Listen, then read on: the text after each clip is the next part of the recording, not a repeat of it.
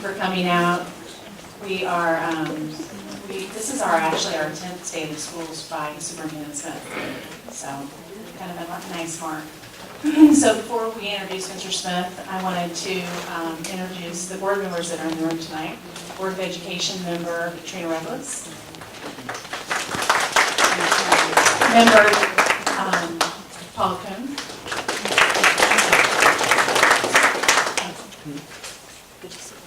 Okay, Dr. Johnson isn't here, but she's also a member. And Vice President Jeff Birdie. And then I'd like to introduce our board president that has been president for 3 years and been on the board for 5 years, and that is Mrs. Jessica Miranda.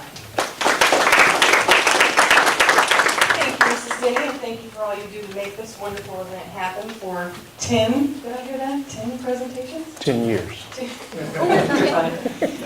we have any other distinguished guests in the audience? Council member Chelsea Nuss is here with us. Thank you for coming. I'm not going to be long, but before I do say a few words, I'd like for us to go ahead and do a moment of silence for the shooting that happened downtown Cincinnati today. Thank you.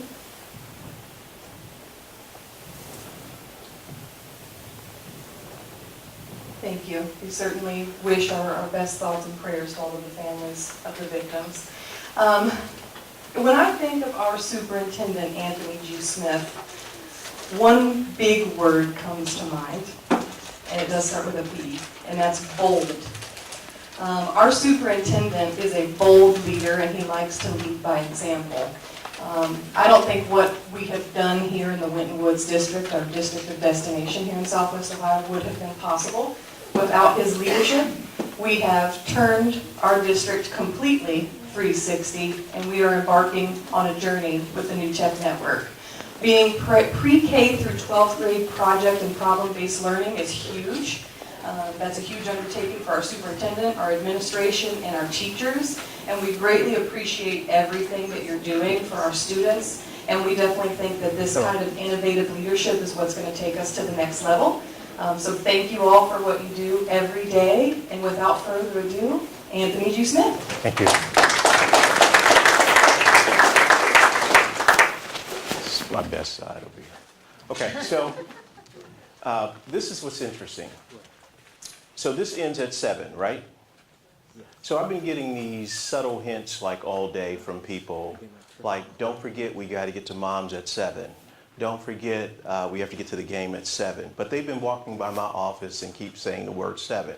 So I think they're trying to remind me of how many of you came to the State of the Schools that was 3 hours and 45 minutes?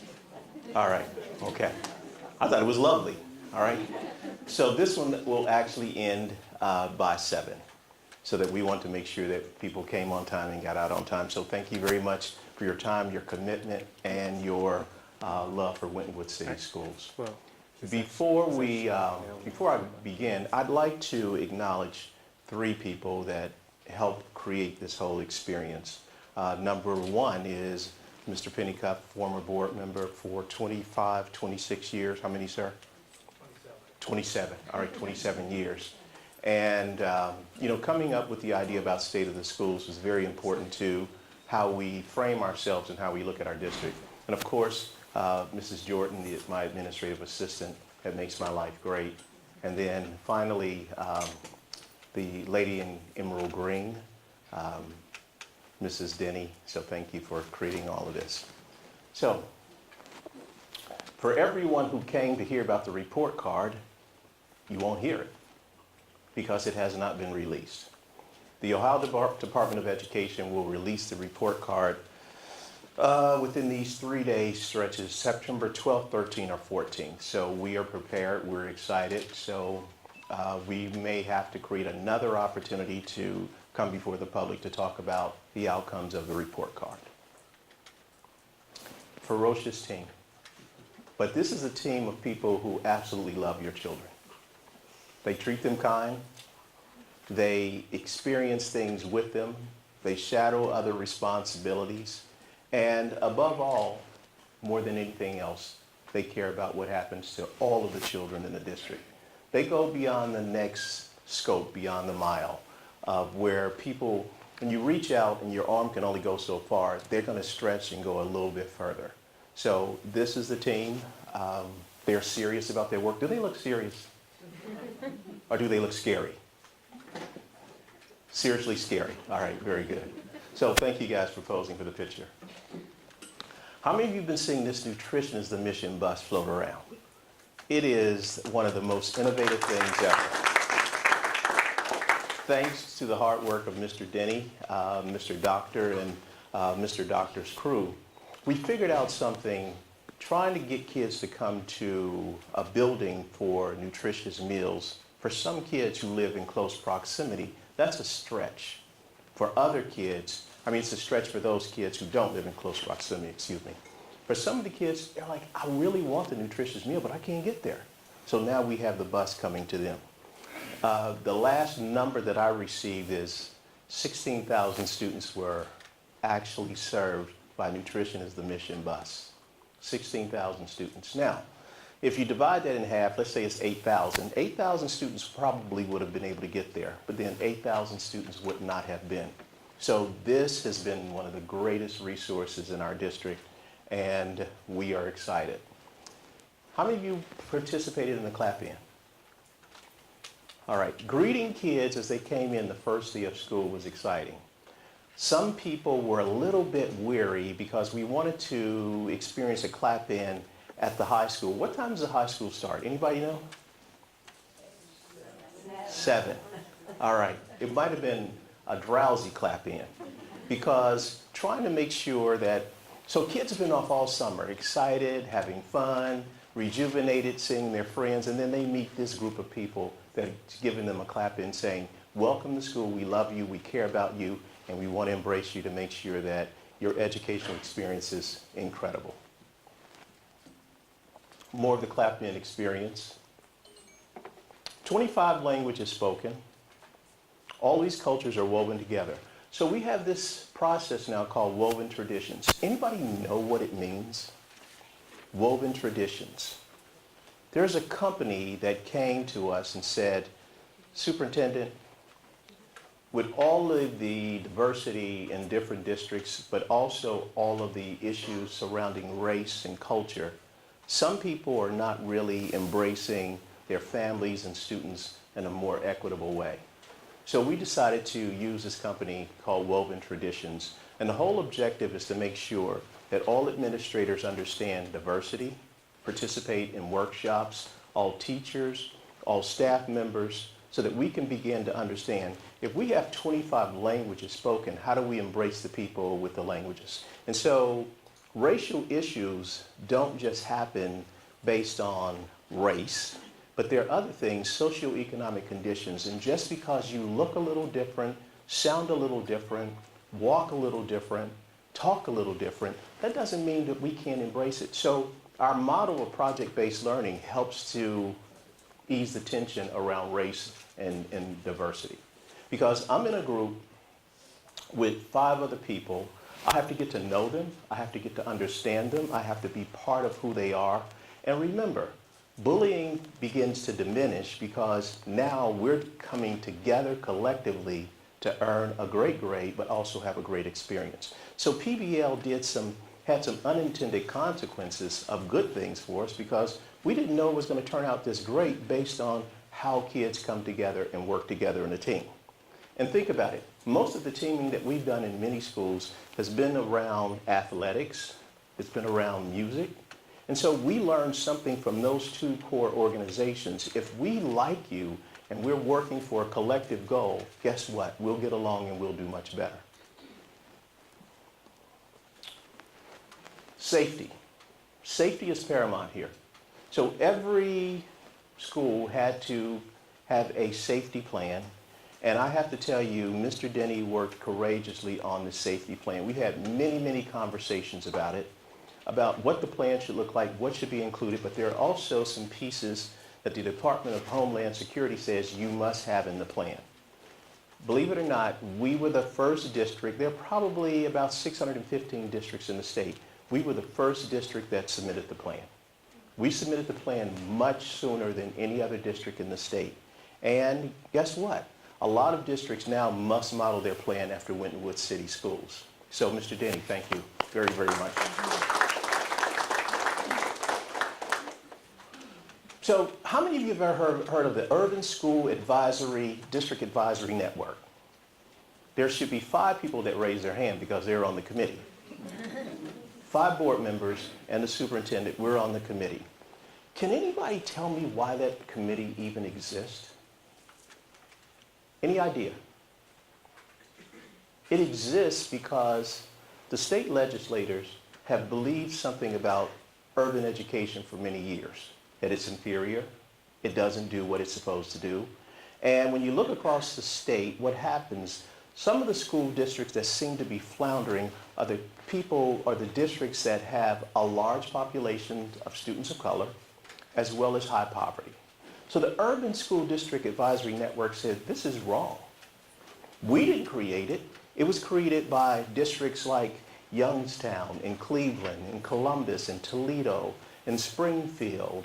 And what we found out, we need to tell our own story. Because the report card is one part of the story, but there are many, many, many facets of who we are and what we do.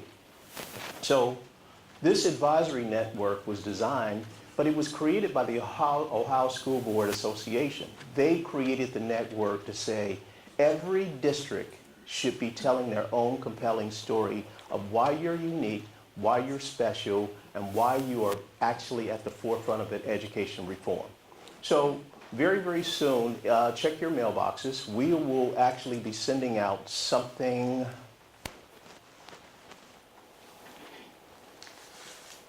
It'll be a trifold, and it is called the Quality Education and Opportunities Report. And this is our 5th year of creating this report, because we are it's not just about the report card, it's about the other attributes that this district has. So some of the things that you'll see in the report card, in the opportunities report, is preparing to be future ready. It talks about our 5-star rating. It talks about the successful grant of the Strive Partnership. And one of the things that we have to really realize is these opportunities are in here, and it gives us a showcase about where we are, why we are there, and how we can go farther and faster than many other school districts in our community. Believe it or not, in our surrounding area, many districts are shrinking. They're losing students. We're one of the few districts that are gaining students. We're gaining students because of the attitude of the teachers, the commitment of the staff, the commitment from the community, and also the commitment from children to show up and be ready for school every single day. So look forward to the quality report. When you get the quality report, there will be a picture from this in here. You'll think this is Denzel. This is not Denzel, it's me. So just to keep that in mind. So this has been our enrollment picture for a while. 2013-14, 3372. So we look at 16-17, 3744. We're at 3840, and our goal is 5,000 students. 5,000 students in a district. Mr. P, you know I'm going to call on you. Tell me the last time Winton Woods City Schools had 5,000 students. Over 30 years ago. 30 years ago. We are closer to the mark than you can imagine. So 30 years ago, there were 5,000 students in the district, and we believe we can get that number again. And it's not just because of the new buildings, it's because of the educational experience that every child will have. Dr. Holden. Wait to the public. Dr. Holden is our literacy expert, and she's also our teaching and learning director. She saw fit to figure out how to work diligently with a team of experts to write a grant for $821,000. This is a literacy grant because guess what? We need to improve our reading. We need to improve our scores. We need to get better. We don't sit back and wait for people to come to us. We go to it because we know our children need the support, and we're making sure that they have all the coaching and all the other attributes that make them world-class leaders. So the grant is going to help us with fluency, word knowledge, and phonics. It teaches our kids how to be better readers and to be better prepared and better writers. So one of the things that's very, very interesting about the grant, we know for a fact that children can't get to high school without being fluent. We know that kids can't get to high school without having some of the other grounded issues around education, be it reading. How many of you were a great reader when you were in school? How many of you were great at math? Math and reading. Okay, the hands begin to change along the way. I saw somebody just hold up a finger. That means that maybe it was art. I don't know. So one of the things that we figured out, when we know where our shortcomings are with our children, it's essential for us to find the tools to help them get better. We can't just wait and keep sending them home with packets and keep saying, Mom and Dad, work with them. We must be able to help them. We're the experts. So we wrote the grant, we were awarded the grant, and we're going to do some very, very incredible things with helping our kids to be better fluent. This Jasmine Horner, how many of you seen this magazine? When's the last time Winton was featured on the Cincinnati Magazine for the idea with the caption, Best Schools, Top 100 Schools in the area? How many times do you think it's happened? Never. First time. Now, yes.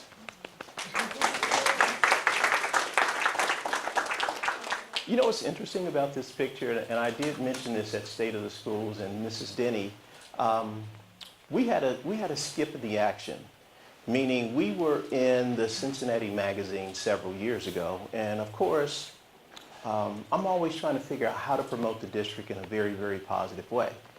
So I noticed the second year we weren't there. I'm thinking, why aren't we in this magazine? So I went to the community engagement coordinator, and she took her sidekick with her, Miss Jackson, and I don't know what they said to the editor. I don't know what they did to him. I don't know if they harassed him. But not only are we in the magazine, we're on the front cover. So I'm saying that, I didn't say that they bullied him, but being on the front cover is a very, very big thing because you know how many school districts are in this community.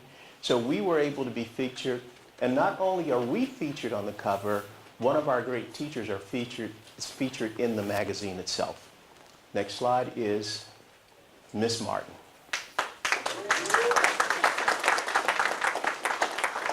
Outstanding educator.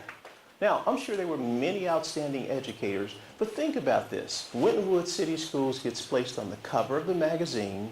They ran a short story about project-based learning in the magazine, and the teachers featured as one of the outstanding educators of the year from one district. You guys should be very, very proud about the accomplishments. So thank you very much for everything that you did support it. We are beating every district in this area about our press releases. We put out over 100 press releases and articles in 1 year. Some districts it's maybe 3 or 4. 100 in 1 year. So Mrs. Jackson and Mrs. Denny have a goal. How many of you know what the goal is?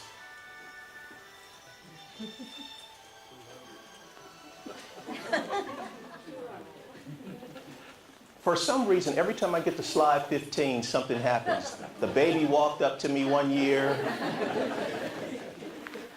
So how many articles do you think we're trying to put out for next year, this year? How many do you think?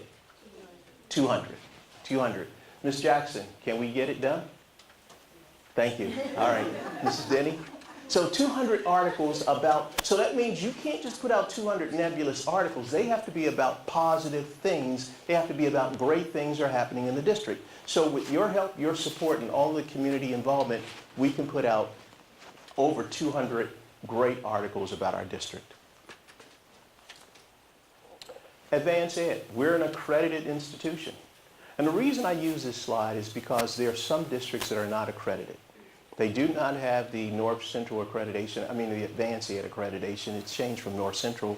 But that's very, very proud. That's a very, very proud stamp to have.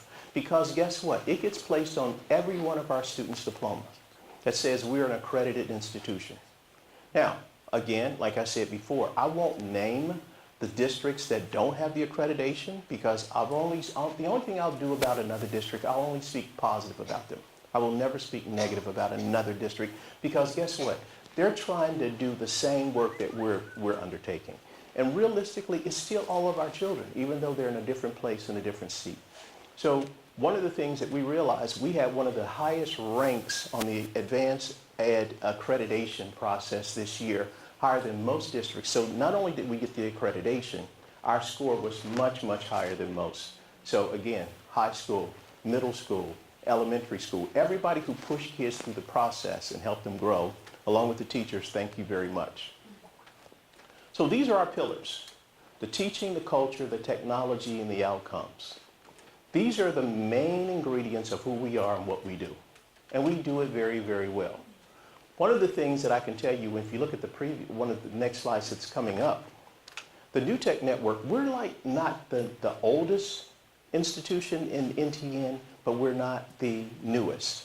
And they have picked us many, many times to do presentations in their big conferences because we are actually leading on the cutting edge of opportunities.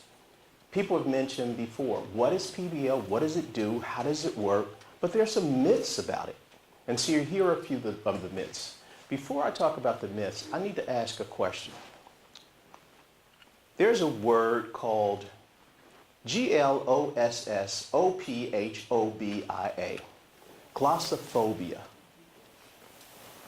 What does it mean? It's the fear of something. Anybody have an idea? The fear of public speaking. Do you think PBL helps our kids get over that fear? Yes or no? Yes. Raise your hand if you believe it does. Yes. That's one of the major ingredients. Because basically, how many of you were, and I'm not saying you weren't a great public speaker, but how many of you were shy of being in front of that audience? Because the people look scary? Or because you have your own anxiety about being in front of a group? People have an anxiety about being in front of a group. If our children can overcome this, just think how much wonderful, how much better prepared they could be for life. So PBL is the same as making something hands-on learning or doing an activity. Is that true? Not quite. It includes projects in which students solve a complex problem and defend their solution in an oral presentation or in writing. How many of you have teenagers? How many of you have ever had a teenager that defended their stuff? They defended it to the hilt. And I'm not talking about a presentation. It was just an issue. They're like, I'm telling you, lady, you're wrong. I know what I'm talking about. And then they go get other teenagers to support that work. That turns into a gang then, so it's not a presentation. One of the things that we realize is when kids can defend their work, that means they understand it. They understand it with clarity, they understand it, and they're very, very definitive about this is what I am, this is what I believe in, and here are the facts to support it. So it's not just rhetoric, it has to have a conversation to go along with it. PBL isn't standards-based. It focuses on soft skills like critical thinking, collaboration, but doesn't teach enough content, knowledge, and academic skills. If you talk to our employers out there, if you talk to people in higher ed, one of the things that's missing for many of these students is critical thinking and collaboration. Any college people here? Anybody that work in a university? All right. Critical thinking is one of the major attributes that college professors are looking for. Can you be a critical thinker and make sure that things turn out better than when you found them? Driving questions, student products, important standards. PBL marries the teaching of critical thinking skills with rich content because students need something to think critically about. It cannot be taught independent of content. That's the myth. That's the issue. People think that we're teaching project-based learning in isolation. It's blended into the educational system. It's blended into all content. It goes together. Once we get it all together, it's a seamless opportunity. It's seamless because kids understand there's a critical situation here, there's a problem that I'm trying to solve, and now here's a project that supports the work.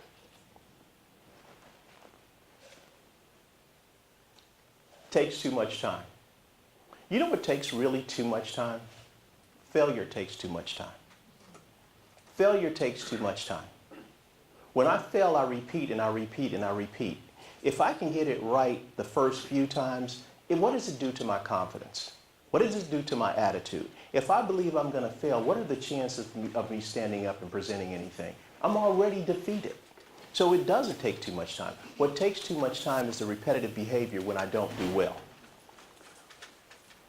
Did you know a project is not meant to cover a long list of standards, but it's to teach the selected important standards and graded it? That means you're not supposed to use it for all facets. You're supposed to use it for a particular issue, use it, guide it, and have an understanding based on the standards, state of Ohio, same standards that every district has, but now you take it in a very robust way that means I can explain it in a variety of ways.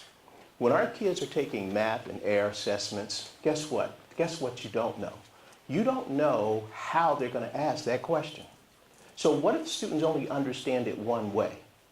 And in the test prep and the way it comes through air, they didn't ask you that way. What if they could understand something and interpret it 5 different ways? They have a better chance of having a clear understanding. How many of you have the skill and the gift? You can explain something more than one way. Does that mean you understand it better?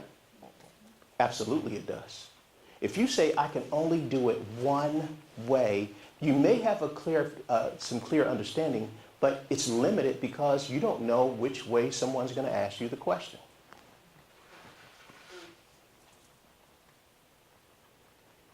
It's only for older students, fluent English speakers, or those who don't have a learning disability. Myth. It's for all of those students.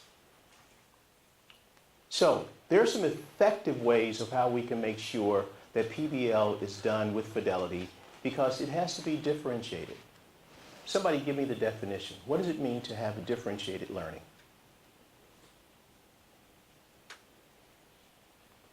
Whoa.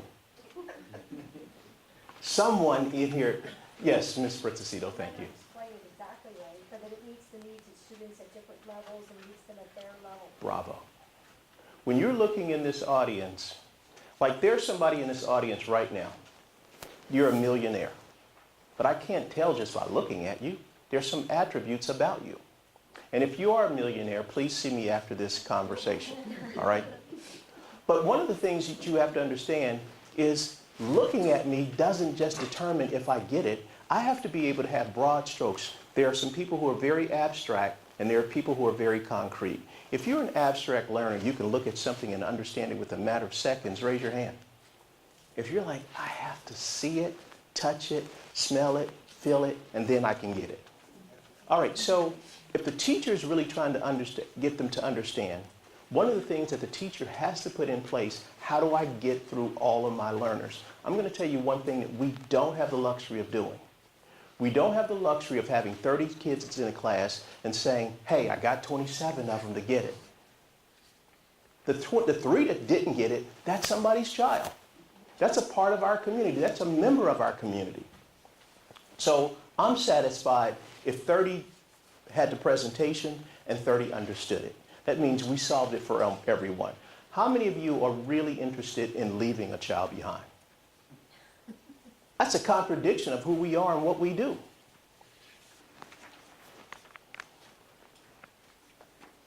It's too hard to manage. It doesn't fit my teaching style. Now, I can tell you, for some teachers who transition on, that is absolutely true. Too hard to manage, doesn't fit my teaching style. But did we ever say at any point in time in any community conversation that project-based learning is easy? It is not easy because you're trying to reach all of the learners. And if you're reaching all of the learners, then guess what? The work is challenging. The work is very difficult.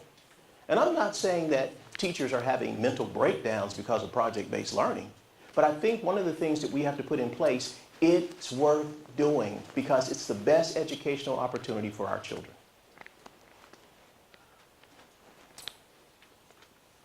These are the major project-based learning. This is the process.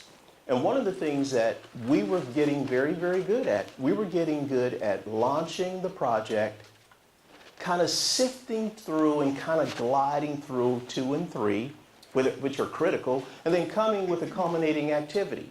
If you don't blend these through with the research, the differentiation, the creativity, the activities, the labs, the benchmarks, the revisions, at the end, what do you think the quality product is going to look like? It'll be a watered down situation. So all of these pathways, all of these steps are very, very critical in order to make sure kids understand these are very sequential steps that must be guided all the way through. They are critical. You can't skip these. And so in the beginning, students thought, I can just do a project, or I can just go through the process, meet in a group, and then I'm ready for a project. You're not ready. There's some prep time that goes along with it. And the prep time is critical to making sure that every kid has a part in the group and understand it. All right? One of the major things that people criticize, at least children criticize about project-based learning, one of the biggest critics. One or two students say, I do all the work, and other people get the credit. Okay? So one of the things that we want to do is change the lens on that, where everybody contributes to the work and everyone gets the credit. Okay? That's the whole goal. How many of you have ever worked in a group and you did most of the work and everybody got the high aha and a high five? Did you have some resentment about it? Okay, some people are saying, listen, at the end of the day, I'm in the group, somebody has to be the carrier of the group. When group assignments are given and they make you the captain or the team leader, how many of you, when, as soon as they say you're the team leader, you're like, oh, whoa, whoa, whoa, whoa, not me? How many of you say, I'll work on the group, but I don't want to be the leader? What do you think that comes from? It comes from just some anxiety that if I'm the leader, a lot of the responsibility falls on me. Because if it doesn't go right, who do you look for? But if it goes well, where's the leader? Just another person. So the leader only stands out if it goes bad. I'm not making any hints or anything, but I'm just kind of telling you how it works. Okay, here are the 6 A's of a project and an idea for rubrics. Every project that's launched is not necessarily a great project. So it has to go back and be synthesized and revised so that children understand that this was not a good project. We need to be honest with you, and you need to go back and make the revisions. If we don't do that with young people, what happens about this whole thing about projects and explanations? I can tell you what happens. They get this false sense that my project is great. And then you launch it outside of the walls of Winton Woods, guess what? It's inferior. We can't sugarcoat it. It has to be real. So we've done something very, very cavalier. We've invited some experts. And if you have an expertise in a particular area, your business, your community, your church, any civic organization, we'd like for you to volunteer from time to time and come in and evaluate some of the projects that are being launched so that young people can hear from experts in the field in real time. Because they need to know. Remember, New Tech, the whole experience of New Tech was it was created by the people in Napa Valley because they said, what you're turning out in this educational community does not fit. It is not good enough. So the business leaders didn't keep balking about it. They said, we want to get involved and we want to create this network that now we become the critical friends to tell you what society needs. That was a challenge. Because when you usually make conversations with the school district and your community saying this is not good enough, the school district usually says, okay, thank you very much. We'll keep doing our thing our own way. We're saying we want you to bring in critical friends to let our students know this needs work, or guess what? Incredible project. Keep moving in that direction. Because that's where people get their career interests. You usually don't choose a career that you dislike. You usually choose something that you like, that you may be good at.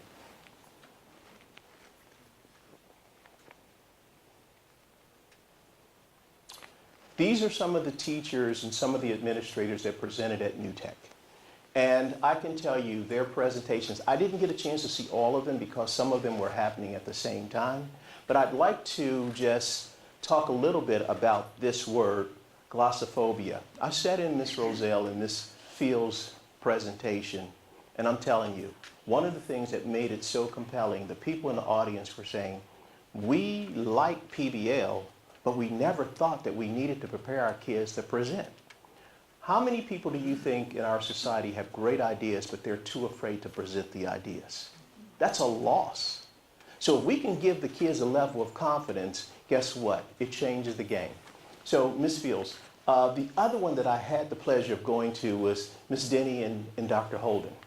And one of the things they talked about was the Night of Freedom.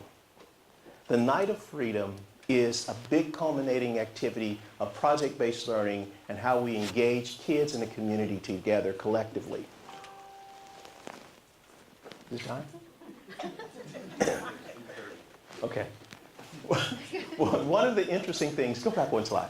One of the interesting things about this process and the presentation that Ms. Denny and Dr. Holden did, when they presented this to this group of people of a night of freedom and bringing all the schools together and bringing all the teachers together, the people in the community that I thought was going to say, wow, great, they were terrified. They were like, why would you want to do that? Why would you want to bring all of these people together and showcase this? What if it's not good? Well, you work on it to make sure that it is good. And they said, how much time does it take? How much money does it cost? How much community involvement is there? Whoa, we don't think we would ever try to do this. How long have you been doing this?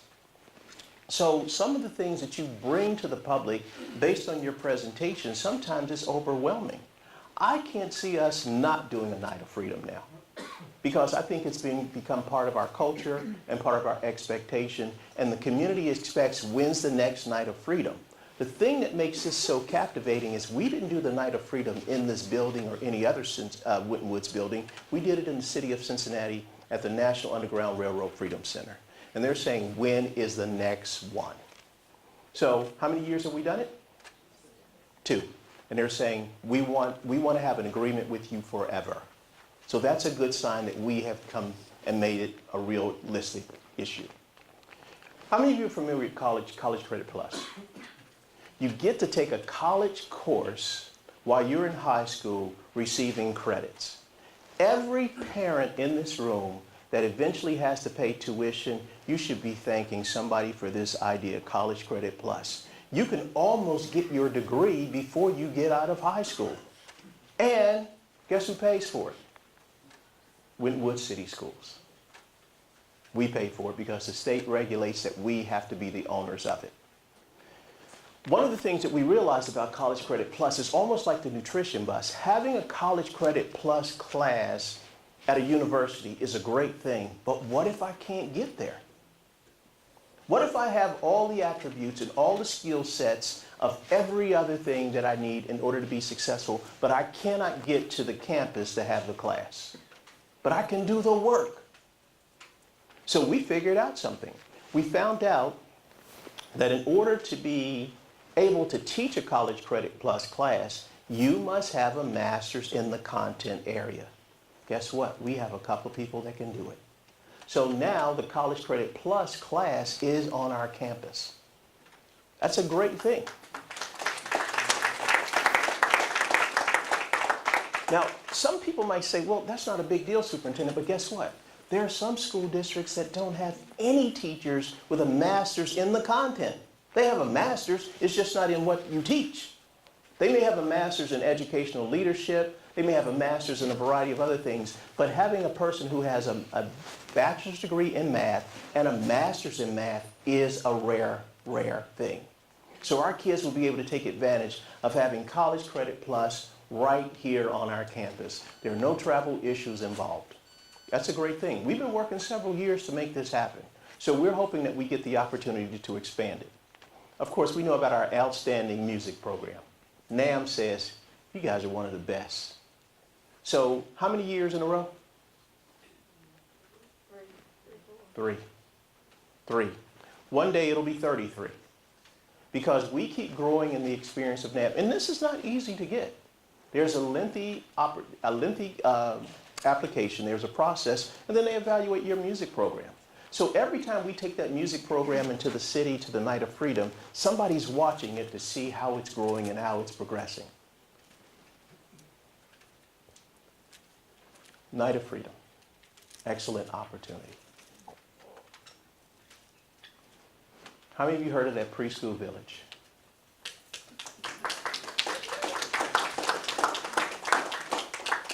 Now you see the girl on the right?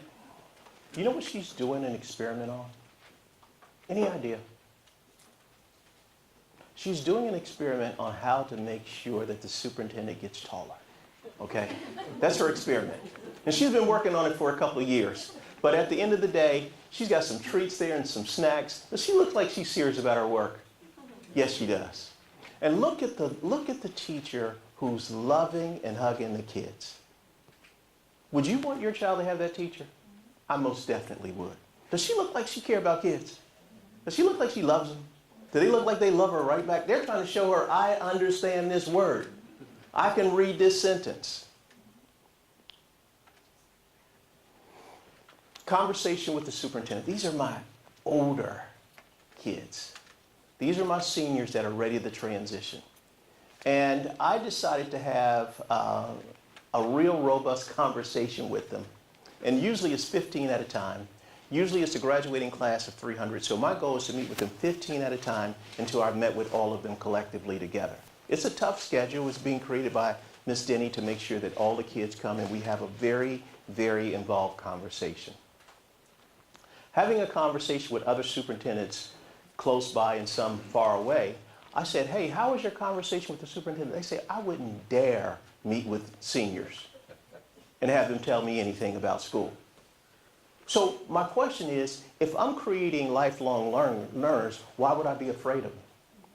They have so many incredible ideas. Some of the great ideas that we have in the district came from conversation with the superintendent.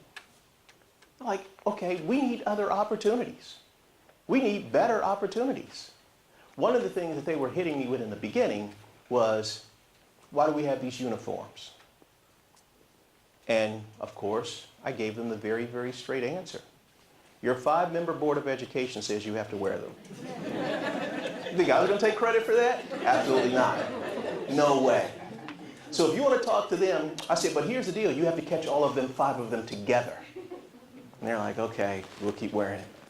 So one of the things that's very interesting about the conversation, you learn so much from your seniors, but I'm going to tell you what they told us. Do something about these 9th grade kids. They need a little more help. I said, when you were in 9th grade, did you need help? And they're like, yes, I did. I said, would you have listened to a senior? I said, would you have listened to another adult trying to tell you how to do it? They said, no, but I would have listened to a 12th grade student. They said, I would have listened to my peers. So we're working on creating that opportunity so that 12th graders get a chance to share information with 9th graders. Don't slide this down the slippery slope. Because once that GPA starts to drop, it is very, very difficult to bring it back up. And universities don't care when you were in the 9th grade. They're like, oh, not good. How many of you can tell me what this vegetable or fruit is? What is it? Okay, all right. All right, I thought that's what was going to happen. Everybody gave it a different name. Thank you. Has anyone ever given you a vegetable or fruit and you didn't know how to prepare it? That's a mystery. So if they gave you a vegetable or fruit and you didn't know how to prepare it, what did you do with it? Set it on the counter and waited for it to what? Rot. Or set it as a centerpiece for Thanksgiving and then got rid of it. Okay. We're going to do something very, very cavalier and something very different that no other district has done.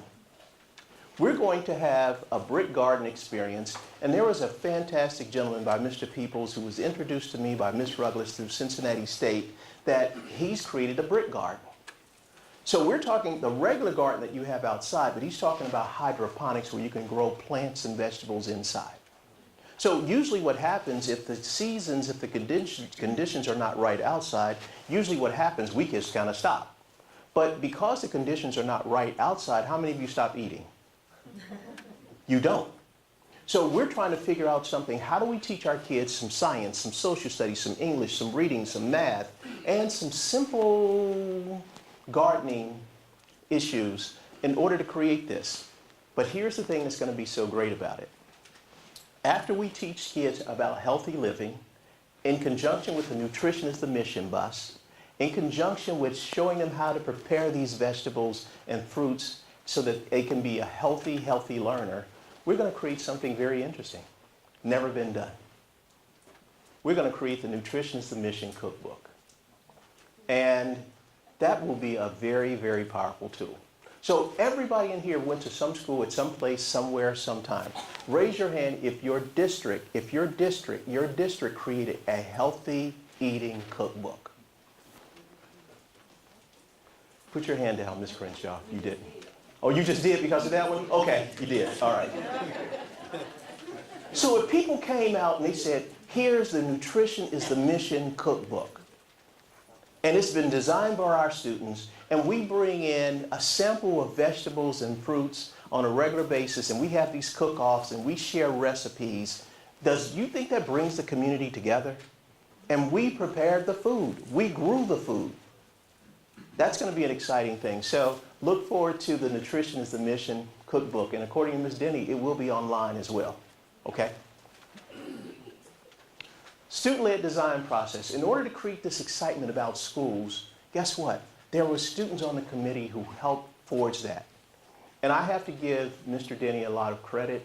He had all of these meetings with all of these students talking about what do you want the buildings to look like. And the good thing, here's the part that we have to be very, very careful about. Don't invite people to the party if you're not willing to serve some of the stuff that they say. So we put kids on the community, and guess what? Some of the things, some of the design of the building is actually based on some of the things that they said. They wanted these big learning stairs so they can sit there and be part of this whole experience and share information and ideas with other classmates. And so there we are. He looks like a proud dad over to the right. You see him? So at the end of the day, these students gave him all kinds of information. This is what we want our school to look like. If you help plan it, do you think you'll take care of it? Yes. That's the exterior rendering of the K-6 building. Exterior looks beautiful at night. 712 campus, this is the exterior. And then that's the back of the building through what street? Kemper. That's the night view. Miss Miranda wanted to do something with the building. I said, no, because you guys know how modest I am. I don't want a statue of me in front of that building. I don't think that would be right. Okay? So, this is what's going to happen very soon. The end of September, beginning of October, I heard from this really nice lady says, sir, when are you going to start digging up the ground for these buildings? I am waiting. People keep talking to me about it. Raise your hand, Miss Pennycuff. All right. I want to see something happen. So beginning of September, beginning of October, we will actually have a groundbreaking ceremony that will be absolutely outstanding. This has been a long time coming. And we're expecting the entire community to come out for that groundbreaking ceremony. And I could just see myself in the hard hat just kind of riding around on this thing, just digging up dirt all over the place. So who's with me? Who wants to ride on there with me? See, everybody wants to be an earth mover. Okay. How many of you came to the game? We did the throwback experience for the Forest Park Chargers and the Green Hills Pioneers. When you guys see David Lumpkin, give him a hug and Jeff Merrill. They created that experience because we're saying we never want to forget where we came from. This is our legacy. This is who we are. Forest Park Chargers, Green Hills Pioneers. How many of you ever wore that uniform? Yes, sir. Absolutely. You know, people keep talking about that experience every single day because they said, this tells us, Superintendent, that you really care about our community and you wouldn't let our legacy be lost in the shuffle. One of the things that we're going to do when I mention about the buildings, one of the things we're going to do about something interesting about the buildings, every one of these schools at one point in time was named something. We're going to have special corridors in the new school that's going to be named after that particular school that was here before we were here. And I think it kind of makes people understand that we're preserving the legacy of our community. There's a Beechwood, there's a Lakeside, there's Kemper Meadows. These will be hallways named after these particular schools. And I can tell you, people will be very, very proud to be part of that conversation. Anybody heard about the substitute levy? Yes. All right. I need you to repeat after me. No. New. Taxes. That's the truth. You didn't finish it. That's the truth. Okay, all right. So there's a levy on the ballot. Will not raise taxes. Will not raise taxes. This is so we can keep doing the same work and making it better without losing any momentum. Now somebody's going to ask me something when I knock on the door. They're going to ask me something about cuts. What gets cut, right? How many of you have ever had a cut? A wound. It gets healed, but what happens to it? Can you still see the scar? The problem with cuts is it heals, but you can still see the scar. And who would be wearing the scar if we had to cut anything from our programs?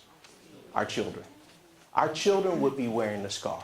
So the whole objective is not to have any cuts and to make sure that we support it in a way to make sure that all of our kids get all of the attributes and everything that they're entitled to. They're entitled to it. They deserve it. There is some entitlement here that we have to be very, very careful about and not to make any excuses about. They are entitled to a great educational experience that is not watered down and not filtered by anybody in any place, anywhere. They are entitled to it.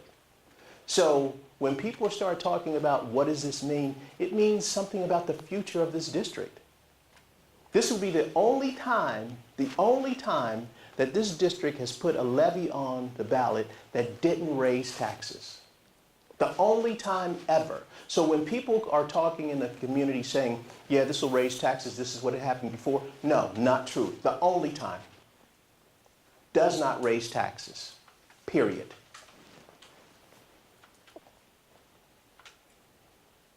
So here's a question that I got hit with the other day. One of the things about going to that Kroger's across the street, they always recognize me. I try to wear sunglasses, trench coat. They're like, there he is right there. So here was the question. I thought our community just voted for a school funding issue. So I'm turning around in the frozen food section like, who are you talking to? You, Superintendent. Okay, here's the truth. We did raise funds. The taxpayers did support a bond. There is a difference between a levy and the bond. The bond is for buildings. You cannot use it for operating. You cannot use it for books and supplies and heat and any of the other amenities. This can only be used for the buildings, the brick and the mortar. The substitute levy pays the salaries. The substitute levy makes sure that the programs are here. The substitute levy makes sure that professional development is given to teachers. So they're very, very different. So when you're with your people in their community and they say you just passed something, let them know there's a difference between the buildings and the operating. Will voting for the substitute levy raise residential taxes? Repeat after me. No. No. One more time. No. Say it like you mean it. No. Okay, all right. Okay. So we wanted you to see, how does our money get spent? How do we use it? So imagine this is that magical dollar. So for instruction, we spend $40,691,800, which is 73% of the budget. That is the chunk of the budget. All right? For operations, it's $14,004,300, which is 25%. And people think we spend a lot on our extracurricular. Guess what? Our extracurricular folks are great. But we only spend 1.7%. Because where should the bulk of our instructional dollars go? In instruction. Now, Co-curricular activities are great, they build character, but at the end of the day, that instructional dollar is what makes us go. So that's where the bulk of the money has to be all of the time. We are set on it, we believe in it, we figure it out, and that's where the bulk of our money goes. 73% of our funding goes for instructional strategies. We are going to have a great experience with our architects, SHP. SHP was so excited about Winton Woods and its transformation that they want to do a documentary, a real movie about Winton Woods City Schools and the changes that's happened. And hopefully everybody in this room can be in the documentary. Everybody in the room can be part of the experience. A documentary about Winton Woods City Schools. How many buildings, how many schools do you think SHP has built, Mr. D? Hundreds. How many documentaries have they made? None. This is a transformational experience that's one of a kind, and it's happening right here in your community. Our next date of the schools is April 24th, 6 to 7, and there's one more slide that I want you guys to see. This is our oath, this is our mission, this is our responsibility, preparing our students to be future ready. People had a lot of conversations in the past about making sure our kids go to college, and everybody is not going to college, but everybody has an opportunity to be future ready. And one day, people might decide, hey, I wanted to do this, now I want to try something different, okay? So the college experience is something that we expound on. We want kids to be ready for the higher learning, but we want them to be more future ready than ever before. Because guess what? There are some jobs out there right now in the future that have not even been created yet. In 1974, raise your hand if you had an app.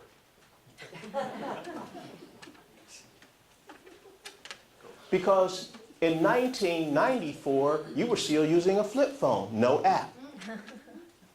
How many of you thought that this thing was going to revolutionize itself? How many of you have more than 10 apps on your phone? 50, 100. Ms. Hobbs, you can keep raising your hands until the end of time. She probably has like 7,000 apps on her phone. Who would have thought that you could make this great living by creating apps? Future ready. Somebody future ready. When Steve Jobs came up with the idea, remember the CD player? Steve Jobs didn't create another CD player. He created a better listening music device. The phone that you have, how many of you have an old flip phone in the drawer somewhere that is like, why do I still have this? How many of you are still using one? All right, if you're still using one, get future ready. Okay, comments, suggestions, ideas, feedback, Q&A, here's your time. We have how many minutes? 3, thank you. Everybody's holding up these signs like 3 minutes, 2 minutes, 1 minute. Okay, before I end, I'd like to thank you guys for taking some time out of your busy schedules to be part of the experience called the State of the Schools. It's very, very important that we let you know how your schools are progressing and how you can be part of this community experience to make them even better. So everything that you've done for every child that you've sent through our institution, for every child that you're going to send for the future, for every meeting that you've attended, for every campaign that you've been on, I would like to thank you personally because we appreciate you very, very much. Thank you.